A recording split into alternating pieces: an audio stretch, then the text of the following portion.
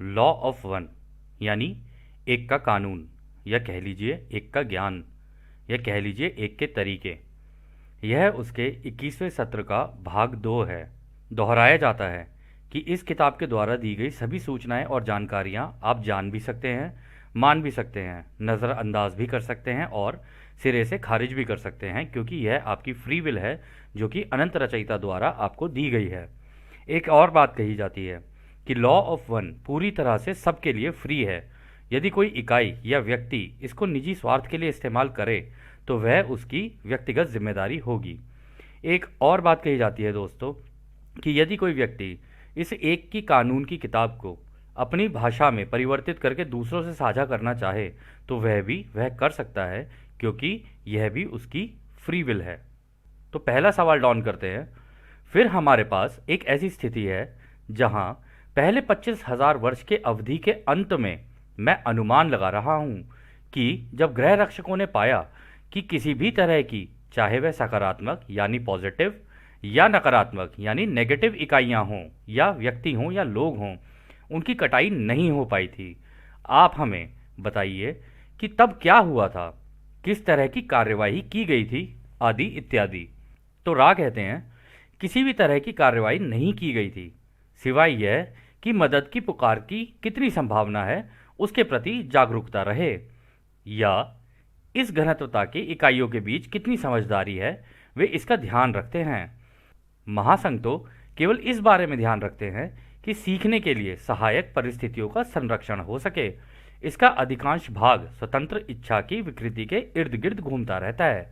तो दोस्तों इस सवाल में डॉन कह रहे हैं कि जो पहली 25,000 साल की जो साइकिल थी उसके एंड तक पहुंचते पहुंचते, तो चाहे वो नेगेटिव सोच वाले हों या पॉजिटिव सोच वाले हों, जिस तरीके के भी हों, उस तरीके के लोगों की कटाई नहीं हुई, मतलब उनकी हार्वेस्ट हुई नहीं।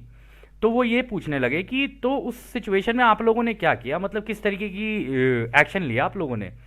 तो रा ने कहा देखो, हम ये तो नहीं करते कि हमको ये कार्रवाई करें या कुछ करें, सिर्फ हम लोग ये देख रहे थे कि कितने लोग हैं जो हमसे मदद मांग रहे हैं, बस उसके प्रति उनको जागरूक करना था, उनको ये बताना था कि भाई हम हैं तुम्हारी मदद के लिए, तुम मदद मांगोगे तो तुम्हें मदद मिल जाएगी। कह रहे कि और इसमें यह भी ध्यान रखा जाता है कि भाई समझदारी कितनी है उन लोगों के अंदर। ऐसा ना हो कि कोई बचपने में अपना काम कर रहा हो कि जी आ जाओ जी, हमें आ जाओ, गले लगा जाओ, ऐसे नहीं होता ये, इसके लिए बहुत समझदारी की ज़रूरत होती है। और इसमें उन्होंने आगे ये भी कहा है कि देखो महासंघ का जो काम है ना वो तो ये है कि भाई तुम्हारी तीसरी घनत्वता के अपने लेसन चल रहे हैं, ठीक है, थर्ड डेंसिटी के तुम्हारे लेसन चल रहे हैं, उनके बीच में कहीं दिक्कतें ना आए, कि कहीं तुम्हारे लेसन रुक ना रहे हो। दिक्कतें आएंगी, परेशानियां आएंगी, चलो ठीक है, लेकिन कुछ ना कुछ सीखोगे, सीखते सीखते आगे बढ़ोगे, अपना कोई ना कोई एक रास्ता चुनोगे, या तो पॉजिटिव वाला या नेगेटिव वाला। तो इनमें से जो भी रास्ते चुनने हैं ना, उसके लिए जो जो चीज़ों की ज़रूरत है ना, उन परिस्थितियों को तुम्हारे लिए ला के रख देना, बस इतना ही है उनका काम। और ये भी इस वजह से होता है क्योंकि फ्री विल का कानून लगा हुआ है कि जब तक तुम मांगोगे नहीं तब तक तुम्हें दिया भी नहीं जा सकता। ये इतना इंपॉर्टेंट लॉ है पूरे ब्रह्मांड का। इनफैक्ट दोस्तों ये पूरे ब्रह्मांड का सबसे, इवन रचयिता ने भी सबसे पहले इसी को रखा है। पहले लॉ ऑफ वन रखा है, फिर फ्री विल रखी है, फिर रखा है रोशनी प्रेम, प्रेम रोशनी का ज्ञान। तो खैर अगला सवाल डॉन करते हैं, मदद की पहली पुकार कब हुई थी और कैसे हुई थी। तो रा कहते हैं मदद की पहली पुकार लगभग 46,000 वर्ष पहले हुई थी। यह पुकार मेल्डेक के लोगों के द्वारा हुई थी। इन इकाइयों को पता था कि उन्हें अपने कर्म के परिणामों को सुधारने की आवश्यकता है, और वे अपने जन्म की अवस्था और परिस्थिति को लेकर कुछ असमंजस में थे। जो लोग अनजान थे वे जागरूक हो रहे थे, और जो लोग जागरूक थे वह कंफ्यूज हो रहे थे। इस कारण एक पुकार का निर्माण हो गया था। महासंघ के लोगों ने इन इकाइयों को प्रेम और प्रकाश भेजा। तो दोस्तों हुआ क्या था, 46,000 साल पहले जो मेल्डेक से जो यहाँ पर आए थे, अब इनको आप बिग फुट कह लो या किंग कॉन्ग कह लो, जो आपको कहना है आप वो कह सकते हो। तो ये जितने भी थे ये नीचे थे, मतलब ज़मीन के नीचे, धरती के नीचे, और छुप छुप के जंगलों के अंदर रहते थे, आज भी रहते हैं।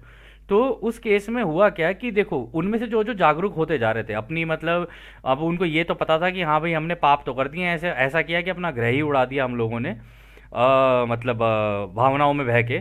तो इस वजह से उन्होंने कर तो दिया ये सारी चीज़ें, लेकिन जो जागरूक हो रहे थे ना, धीरे धीरे सीख रहे थे हमारे ग्रह पे और सीख रहे हैं हमारे ग्रह पे, उनमें से कुछ लोगों को कन्फ्यूजन होने लगी ठीक है। और कुछ जो जो मतलब अनजान थे वो धीरे धीरे जागरूक हो रहे थे, मतलब उनको थोड़ी थोड़ी अवेयरनेस आ रही थी चीज़ों को समझने की। और जिनको चीज़ों को समझने की अवेयरनेस आने लगी वो कंफ्यूज होते चले गए। और ऐसा नहीं है दोस्तों, ये इन्हीं के साथ है, ये हमारे साथ भी तो है। हम लोग भी तो चीज़ों को जब जानने की कोशिश कर रहे होते, कहीं यहाँ से इन्फॉर्मेशन, कहीं वहाँ से इन्फॉर्मेशन, कहीं यहाँ से पकड़, कहीं वहाँ से पकड़।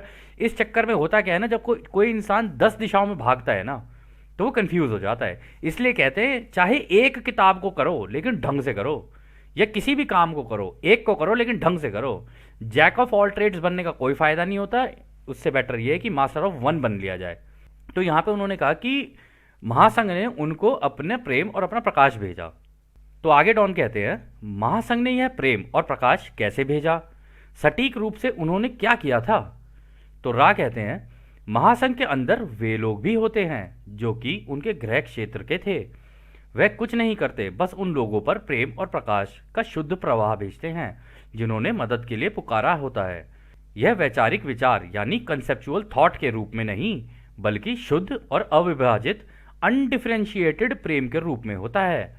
तो दोस्तों ये यहाँ पे जो बताने की कोशिश कर रहे हैं ना, वो ये कह रहे हैं कि जब कोई दिक्कत में है, परेशानी में है, उनको ये प्रेम और प्रकाश चाहिए। तो आजकल आप ना काफ़ी लोगों से सुन रहे होगे, लोग परेशान हो रहे हैं, काफ़ी चीज़ें हो रही है, लोगों की ज़िंदगी में दुख चल रहे हैं। लेकिन अगर वो ध्यान में जाके अगर अपने ऊपर काम करना शुरू कर दें ना, तो उनको अपने कान के आसपास, अपने सर के पीछे ना एक टिंगलिंग सी सेंसेशन होनी शुरू हो जाएगी। अगर वो टिंगलिंग सेंसेशन हो रही है ना, तो उनको समझ जाना चाहिए कि ये वो वाइब्रेशन है जो कि कन्फेडरेशन उनको भेज रही है कि हाँ हमें पता है कि तुम परेशान हो, तुम्हें प्रेम की ज़रूरत है इस वक्त, और प्रेम और ये जो रोशनी है रचयिता की उसकी ज़रूरत है। उसकी वजह से उनको टिंगलिंग होने लग जाती है। कहीं पे उनके हाथों में मतलब रोंगटे खड़े होने शुरू हो जाएंगे, कहीं गर्दन के पीछे चिल्स आने शुरू हो जाएंगे, कहीं कमर के पीछे चिल्स आने शुरू हो जाएंगे, कहीं पैरों के एकदम से कुछ ना कुछ हो जाएगा। तो लेकिन उसके लिए अपने ऊपर काम करना होता है, इसको रिसीव करने के लिए भी अपने ऊपर काम करना होता है। तो जो जो अपने ऊपर काम करता चला जाएगा वो इसको रिसीव भी कर पाएगा। तो खैर आगे डॉन कहते हैं, क्या एक के कानून की पहली विकृति के लिए आवश्यक है कि समान समय, मैं कहूंगा खुद की सेवा की तरफ झुकाव वाले समूह को दिया जाना चाहिए। तो डॉन यहाँ पे दोस्तों सवाल कर रहे हैं कि अगर फ्री विल को देखा जाए तो इससे तो ये भी बनता है कि भाई जो खुद की सेवा वाले रास्ते पे हैं, या कह लो नेगेटिव सोच वाले हैं, उनको भी पूरा समय और सब कुछ देना चाहिए। क्या ये सही नहीं है? तो रा कहते हैं इस मामले में आवश्यक नहीं है, क्योंकि वह इकाइयों का झुकाव उस तरह का था। तो देखो यहाँ पर राय ये कह रहे हैं कि ये नेगेटिव वाले जो होते हैं ना, इनको तो जरूरत नहीं होती प्रेम प्रकाश की, इन्हें मतलब ही नहीं है प्रेम प्रकाश से। वो पहली सारी जितनी भी चीज़ें हैं उनसे मतलब दुनिया की सारे ऐशो आराम उनके पास है, उन्हें क्या ज़रूरत है रचयिता की। तो कहते हैं हमने तो अपना रास्ता चुन लिया भैया, हम तो खुद की सेवा के रास्ते का देखेंगे, हमें तो ये इस पूरे ग्रह पे चाहिए भैया कब्जा, हमें नहीं कोई मतलब इन सब चीज़ों से। तो इस वजह से राय यहाँ पर ऐसा कह रहे हैं। तो आगे डॉन कहते हैं, तो उनका झुकाव किस तरह का था। तो रा कहते हैं उनका झुकाव ऐसा था कि महासंघ की सहायता को नहीं माना गया था, यानी कि उन्हें महासंघ से सहायता की आवश्यकता नहीं थी। तो दोस्तों जो पहले से ही ओराइन समूह की हेल्प लेते हुए आ रहे हों, तो उनको महासंघ से लेने की क्या जरूरत है, उनका तो रास्ता ही नहीं है ना, उन्होंने चुन लिया अपना रास्ता, उनको पता है कि हाँ भाई हमें इसी डायरेक्शन में जाना है, 95% का रूल है हमारा, हम तो उसी को फॉलो करेंगे, हमें कोई मतलब नहीं हो 51 और 49% वाले रूल से। हमने डायरेक्शन चूज़ की है, हमें नहीं चाहिए कन्फेडरेशन की हेल्प या कोई भी मदद या कोई भी चीज़ नहीं चाहिए, तो ठीक है ख़त्म, हम ओराइन के साथ अपना मिलकर काम करेंगे। तो आगे डॉन बोलते हैं, यानी कि यह नहीं माना गया था, इसलिए इसे संतुलित करने की आवश्यकता नहीं थी। क्या यह सही है? तो रा कहते हैं हाँ यह सही है। संतुलन के लिए जो आवश्यक है वह है अवसर। जहां अज्ञानता होती है वहां कोई अवसर नहीं होता है, जहां संभावना होती है वहां प्रत्येक अवसर संतुलित होता है। यह संतुलन न केवल सहायता देने वालों के लिए नकारात्मक और सकारात्मक झुकाव के कारण होता है, बल्कि सहायता मांगने वालों के झुकाव के कारण भी होता है। तो दोस्तों देखो यहाँ पे राने क्लियर कर दिया, उन्होंने कहा देखो संतुलन के लिए जो चीज चाहिए होती है ना, वो चाहिए होती है अपॉर्चुनिटी यानी अवसर। अगर आपको अवसर मिल गया तो आप अपना संतुलन बना लोगे, लेकिन अवसर ही ना मिले तो आप संतुलन नहीं बना पाओगे। और यहां पर उन्होंने बहुत एक इंपॉर्टेंट चीज कही है कि जहां अज्ञानता होती है ना, वहां तो अवसर होता ही नहीं है। अज्ञानता के केस में कोई अवसर नहीं है, अवसर केवल वहीं हो सकते हैं जहां पर संभावना होती है। ठीक है, मतलब आप कुछ करना चाहते हो, या तो आप इस दिशा में जाना चाहते हो या आप उस दिशा में जाना चाहते हो, मतलब नकारात्मक या सकारात्मक। तो इस दोनों डायरेक्शन के अंदर जाने के लिए भी ना एक संभावना होती है। अगर अगर आपको वो डायरेक्शन चूज करनी है तो संभावना वैसी आ जाएगी आपके सामने, और जैसी संभावना आएगी वैसा आपका संतुलन हो जाएगा, उस दिशा में आप निकल जाओगे। और यहाँ पर वो कह रहे हैं ये केवल इस बात पे डिपेंड नहीं करता है कि भाई हम पॉजिटिव और नेगेटिव जो दोनों साइड हैं, ओरायन है और कन्फेडरेशन है, कह रहे कि हम अपनी वो जो अपनी क्या कहते हैं सर्विसेज दे रहे हैं वो किस तरीके से दे रहे हैं, ये तो उन लोगों के ऊपर भी डिपेंड करता है जो इन सर्विसेज को मांग रहे हैं। अब किसी का है ही खुद की सर्विसेज का मतलब खुद की सेवा का रास्ता है तो उनको ओरायन ही देगा सारी चीज़ें यहाँ पे, लेकिन जिनको दूसरों की सेवा का रास्ता चुन रखा है उनको कन्फेडरेशन देगी, वो कन्फेडरेशन से मांगेंगे, ये ओरायन से मांगेंगे। और ये दोनों के रास्ते अलग अलग हैं, जो कि एक तरीके से एक प्रोसेस का, एक सेट प्रोसेस का हिस्सा है कि हाँ भाई एक वीडियो गेम है, एक वीडियो गेम में एक विलन वाली साइड है और एक हीरो वाली साइड है, ठीक है, या कह लो एक विलन में दो, एक गेम के अंदर दो पार्टीज हैं, ठीक है, एक दूसरी साइड है एक दूसरी साइड है और दोनों आमने सामने हैं। अब दोनों के रास्ते अलग अलग हैं। क्या क्लैश ऑफ क्लैन करके एक वीडियो गेम होगी, आपने खेली होगी शायद आप में से कई लोगों ने, तो वहां पर सब अपनी अपनी सभ्यताएं बना रहे होते हैं। कोई सभ्यता इतनी उग्र निकल जाती है कि पूछो ही मत, कोई सभ्यता ऐसी होती है जो कि बड़ी प्यार प्रेम से आगे निकल जाती है। तो ये कुछ उस तरीके की स्थिति की बात हो रही है। तो खैर आगे डॉन कहते हैं मैं यहाँ कुछ स्पष्टीकरण चाहता हूँ। ओरायन समूह द्वारा पहला संपर्क कितने वर्ष पहले किया गया था? तो रा कहते हैं आपके समय को नापने के हिसाब से लगभग 60,000 वर्ष पहले ओरायन समूह ने संपर्क करने की कोशिश की थी। तो डॉन कहते हैं मुझे माफ करिए, मेरा मतलब पहले प्रयास से है जो दूसरे मेजर चक्र में हुआ था, यानी दूसरी 25,000 साल की साइकिल में जो हुआ था। अब हम दूसरे 25,000 वर्ष के बारे में बात कर रहे हैं। कितने वर्ष पहले ओरायन समूह ने उस चक्र में संपर्क करने की कोशिश की थी? तो रा कहते हैं ओरायन समूह का अगला संपर्क आपके समय के 3600 साल वर्ष पहले हुआ था। तो देखो दोस्तों, यहाँ पे डॉन पूछ तो रहे हैं कि भाई सेकंड साइकिल में कब हुआ ये, मतलब पहली 25,000 साल की निकल गई, दूसरी वाली में कब हुआ ये। लेकिन रा ने कहा ये अभी से, मतलब 1981 से 3600 वर्ष पहले हुआ है, जब ओरायन ने एक्चुअली में दोबारा कांटेक्ट किया है। तो आगे डॉन कहते हैं दूसरे शब्दों में 40,000 वर्ष पहले ओरायन समूह द्वारा संपर्क की कोई भी कोशिश नहीं हुई थी क्या यह सही है? तो रा कहते हैं हाँ यह सही है, 40,000 वर्ष पहले कोई भी कांटेक्ट नहीं हुआ था ओरायन के साथ। तो डॉन आगे कहते हैं जैसे कि हम दूसरी 25,000 वर्ष की चक्र की तरफ आगे बढ़ते हैं, क्या उस समय का युग लुमेरियन युग था क्या, मतलब लुमेरिया के लोग रहते थे? तो रा कहते हैं यह गलत है। हालांकि प्राकृतिक आपदा जिसके कारण लुमेरिया का विनाश हुआ था, उससे जो लोग बच गए थे और लुमेरिया से थे, उन्होंने दक्षिण अमेरिका से पूरे अमेरिका तक अपना सीखना सिखाना जारी रखा। जैसा कि आप उन्हें जानते हैं, यह आगे चलता रहा उस पुल पर जो अब मौजूद नहीं है। उनमें से कुछ आगे रशिया चले गए। और दोस्तों फिर वो आगे कहते हैं कि आगे टेप खत्म हो गया था। तो वो कह रहे थे जो लेमुरियन सिविलाइजेशन थी ना, उनको पता था कि प्राकृतिक आपदाएं आने वाली हैं, तो उन्होंने समझदारी दिखाई, क्योंकि वो मेडिटेशन वगैरह करते होंगे, ठीक है, क्योंकि उसी तरीके की सभ्यता थी वो, जैसा कि रा ने पहले भी बताया कि आध्यात्मिक रूप से आगे बढ़ रहे थे। तो उनको पहले ही पता था कि यहाँ इस तरीके की आपदाएं आएंगी, तो सारे अलग अलग डायरेक्शंस में निकल गए। तो वो कह रहे हैं ना साउथ अमेरिका, यानी कि आपका ब्राज़ील हो गया, पेरू हो गया, चिले हो गया, ये जितनी भी कंट्रीज है ना वहाँ पर, और फिर वहाँ से निकल के और भी नॉर्थ अमेरिका में जहाँ पे रेड इंडियंस जिनको बोलते हैं, मतलब ये दोनों एक ही चीज़ है तो ये साउथ अमेरिका और उधर हैं, लेकिन अलग अलग जगहों पर सारे के सारे फैल गए उसके बाद। तो खैर आगे डॉन सवाल करते हैं, हम जल्दी से दोहरा लेते हैं, कितने वर्ष पहले लेमुरिया में प्राकृतिक आपदा हुई थी? तो रा कहते हैं आपके समय के 50,000 वर्ष पूर्व हुआ था। उसकी शुरुआत आपके समय के लगभग 53,000 वर्ष पूर्व हुआ था, जो कि पहले मास्टर चक्र के अंतिम छोटे चक्र तक खत्म हुई थी। तो दोस्तों यहाँ पे पता है रा क्या कह रहे हैं, ये जो पहली वाली साइकिल चल रही थी ना 25,000 ईयर्स की, उसके एंड तक पहुंचते पहुंचते फिर ये प्राकृतिक आपदाएं धीरे धीरे आनी शुरू हुई थी। पहले कुछ हो जाए, कभी कुछ हो जाए, कभी कुछ हो जाए, कहीं बादल फट जाए, कहीं पे जमीन धंस जाए, कहीं पर अर्थक्वेक आने शुरू हो जाएं, कहीं पर मतलब सुनामीज आ जाएं। तो धीरे धीरे करके ये होनी शुरू हुई और फिर एंड तक पहुंचते पहुंचते इतनी एक्सट्रीम हो गई कि एकदम ही धड़ाधड़ होनी शुरू हुई चीज़ें सारी। और जब वो वैसी होनी शुरू हुई तो पूरी की पूरी सिविलाइजेशन ही खत्म हो गई उसके अंदर। और आपने दोस्तों नोटिस भी किया होगा कि हमसे पहले की काफ़ी सारी सभ्यताएं आई और रातों रात खत्म हो गई। ऐसा क्या हुआ था कि रातों रात खत्म हो गई? उसका कारण है ये कि भाई या तो प्राकृतिक आपदाएं आती हैं तो आपके कर्मों की वजह से आती हैं, पूरे ग्रह के जो कर्म हैं उसकी वजह से, या उसके और भी बहुत तरीके हैं, जैसे जैसे राह आगे बताएंगे हम उसको देखेंगे। तो आगे डॉन कहते हैं, आपके कहने का मतलब मास्टर या मेजर चक्र है? तो राह कहेंगे, सही नाम है मेजर चक्र। यानी पहली, देखो दोस्तों, 25,000 25,000 25,000 तीन साइकिल को बोलेंगे मेजर, मतलब major cycle major cycle major cycle. लेकिन जो पूरी 75,000 साल की बनती है उसको बोलते हैं मास्टर साइकिल। ठीक है। तो आगे डॉन कहते हैं, धन्यवाद। लेमुरिया में विनाश का संबंध पहले मेजर चक्र के खत्म होने से है या हर साल के अंत में विनाश होता ही है? मतलब यहां पे डॉन पूछ रहे हैं, क्या ऐसा होता है कि भाई 25,000 साल की साइकिल के एंड में जाके ये डिस्ट्रक्शन होनी ही होनी है, या ये लेमुरिया का जो विनाश हुआ वो मेजर जो साइकिल चल रही थी उनकी वजह से कुछ हुआ?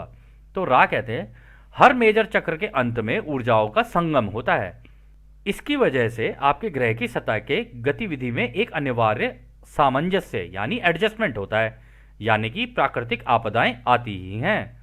तो दोस्तों, जब भी युग का अंत होगा ये प्राकृतिक आपदाएं तो आनी ही आनी है। वो उसका कारण ये है कि जितनी भी एनर्जीज है ना, मतलब अर्थ की जितनी भी होगी, हमारी ऊर्जाएं और हमारी धरती की ऊर्जाएं, वो सारा ना अपना एक एडजस्टमेंट करती है, मतलब एक यूनिटी में आने की कोशिश करती है। क्योंकि विभाजन इतना ज़्यादा हो चुका होता है तो ग्रह भी अपने यूनिटी में आने की कोशिश कर रहा होता है, और ग्रह के लोग, कई कई लोग ऐसे होते हैं जो उस यूनिटी को समझ के उस यूनिटी में आने की कोशिश कर रहे होते हैं। तो ग्रह उन लोगों के साथ अपने आप को अलाइन करना शुरू करता है, और दूसरी तरफ ऐसे लोग होते हैं जिनके दिमाग में विभाजन होता है। तो इस यूनिटी को बैलेंस करने के चक्कर में ना, वो एडजस्टमेंट जब चलती है उसकी वजह से प्राकृतिक आपदाएं आ जाती है। कहीं क्लाइमेट का कुछ हो जाएगा, कहीं किसी का कुछ हो जाएगा, तो ये सारी चीज़ें हो ही जाती हैं। तो खैर, आगे डॉन कहते हैं, आपका बहुत बहुत धन्यवाद। मैं माफ़ी चाहूँगा कि मैं काफ़ी बेवकूफ़ी भरे सवाल पूछ रहा हूँ, परंतु इससे मेरे वह बिंदु काफ़ी स्पष्ट हो गए हैं जहाँ हमें कन्फ्यूजन था। उसके लिए हम धन्यवाद कहते हैं। दूसरी 25,000 वर्ष के मेजर चक्र में क्या कोई अन्य महान सभ्यता थी जिसका विकास हुआ था? तो दोस्तों, यहाँ पे जो डॉन कह रहे हैं ना कि दूसरी साइकिल, यानी अब ये सेकंड साइकिल की बात हो रही है, 25,000 साल की साइकिल के अंदर क्या कोई ऐसी महान सभ्यता थी जिसका टेक्नोलॉजी के मामले में कुछ हुआ हो विकास, या किसी तरीके से कुछ महान बनी हो कोई सभ्यता? तो रा कहते हैं, यदि आप टेक्नोलॉजी के संदर्भ में बात कर रहे हैं, कोई महान समाज उस चक्र के दौरान नहीं हुआ था, परंतु डेनेब के लोगों के बीच में कुछ प्रगति हुई थी और उन्होंने शारीरिक रूप में वहां जन्म लिया, जिसे आप चाइना कहते हैं। और दोस्तों देख लो, आज भी देख लो आप, टेक्नोलॉजी के मामले में पूरे वर्ल्ड में अगर किसी का नाम है तो वो चाइना का नाम है। क्योंकि वहाँ की जो सिविलाइजेशन है ना, उनकी जितनी भी वहाँ पर जो लोग आए हैं ना, वो डेनेब करके एक गैलेक्सी है वहाँ से आए हैं, या तो डेनेब एक, हाँ गैलेक्सी ही है डेनेब, वहाँ से उनका जन्म यहाँ पर हुआ है। और डेनेब जो गैलेक्सी है ना, वहाँ पर टेक्नोलॉजी का बहुत हैवी यूज़ होता है। तो इस वजह से ना वहाँ की जितनी भी जानकारियाँ हैं ना, वो उन लोगों के दिमाग में है, इसलिए उन लोगों के दिमाग टेक्नोलॉजी की दिशा में ज़्यादा तेज चलते हैं। या ये भी कह सकते हो कि उनको किसी ने टेक्नोलॉजी पकड़ाई क्योंकि उसको ये पता था कि इनके पास वो दिमाग है जो इस तरीके की टेक्नोलॉजीज बना सकें। तो आप समझ ही सकते हैं ऐसा कौन कर सकता है। तो खैर, आगे रा कहते हैं, आपके ग्रहों के कई हिस्सों में हरा किरण, ग्रीन रे, यानी कि हृदय चक्र को सक्रिय करने के लिए उचित सकारात्मक कदम उठाए गए। इनमें अमेरिका, एक द्वीप जिसे आप अफ्रीका कहते हैं, एक द्वीप जिसे आप ऑस्ट्रेलिया कहते हैं, और जिसे आप भारत के रूप में भी जानते हैं, उनके साथ अनेक लोग जो अलग अलग जगह बिखरे हुए हैं, वे सारे लोग शामिल हैं। तो दोस्तों देखो, इस साइकिल के अंदर भी क्या हुआ था, आपको याद होगा, उन्होंने कहा था कि भाई युद्ध हो गया इनका लेमुरियंस के बीच में और अटलांटियंस के बीच में। इनका साथ देने के लिए, लेमुरियंस का साथ देने के लिए कन्फेडरेशन उतर गई, उनका साथ देने के लिए हमारे ओराइन भाई साहब उतर गए। तो हुआ क्या कि जब वो हुआ डिस्ट्रक्शन, तो जो लोग समझदार थे वो वहाँ से निकल गए, कुछ अमेरिका चले गए, कुछ अफ्रीका चले गए। अमेरिका में इनको रेड इंडियंस कहते हैं, अफ्रीका में इनको जूलूस बोलते हैं, ऑस्ट्रेलिया गए इनको एबोरिजिनल्स बोलते हैं, हमारे भारत में आए, ठीक है, हमारे भारत में भी ऋषि महर्षि और इस तरीके के लोग आए, ठीक है ना। लेकिन अगर आप इन सब की, अगर आप उसके अंदर देखोगे ना, एक चीज़ कॉमन मिलेगी आपको, सभी ने ये कहा है कि जो भी है ना क्रिएटर एक ही है। इस चीज़ को उन्होंने नहीं छोड़ा कि हाँ एक है, और हर धर्म के अंदर यही बात है, भाई वो जो भी है एक ही है, वो जो भी है एक ही है, क्योंकि उन लोगों को अच्छे से ज्ञान था कि रचयिता है कौन, वो सीख के आए थे, इसलिए अलग अलग जगहों पर बिखर गए और धीरे धीरे अपनी नई नई सभ्यताएं शुरू की। तो खैर, आगे रा कहते हैं, इसमें से कोई भी लेमुरिया या अटलांटिस जैसा महान नहीं बन पाया, क्योंकि उस समय उनके समाज का गठन काफी मजबूत था। और यदि अटलांटिस की बात करें तो उनकी टेक्नोलॉजी की समझ महान थी। तो दोस्तों, टेक्नोलॉजी के मामले में ये जो अटलांटिस था ना, ये बिल्कुल सच में आज की जो टेक्नोलॉजी है ना, देखो इस धरती के ऊपर अभी भी ऐसी ऐसी टेक्नोलॉजीज हैं दोस्तों जिनके बारे में शायद आपको भी ना पता हो। इसलिए हम कहते हैं, अगर आपको इन टेक्नोलॉजीज के बारे में थोड़ा बहुत समझना है क्या है, तो आप डॉक्टर स्टीवन ग्रेयर की डॉक्यूमेंट्रीज देख देख सकते हैं, क्योंकि हमने भी वहीं से थोड़ी बहुत इधर उधर से जानकारी, उसके अलावा भी हम लोगों ने काफ़ी सारा मटेरियल इधर उधर खोजा। तो लेकिन हमको ये पता चला कि उस ज़माने की टेक्नोलॉजी जो अटलांटिस के टाइम की थी ना, वो आज भी है। बस ये है कि वो हमारे हाथ में नहीं है।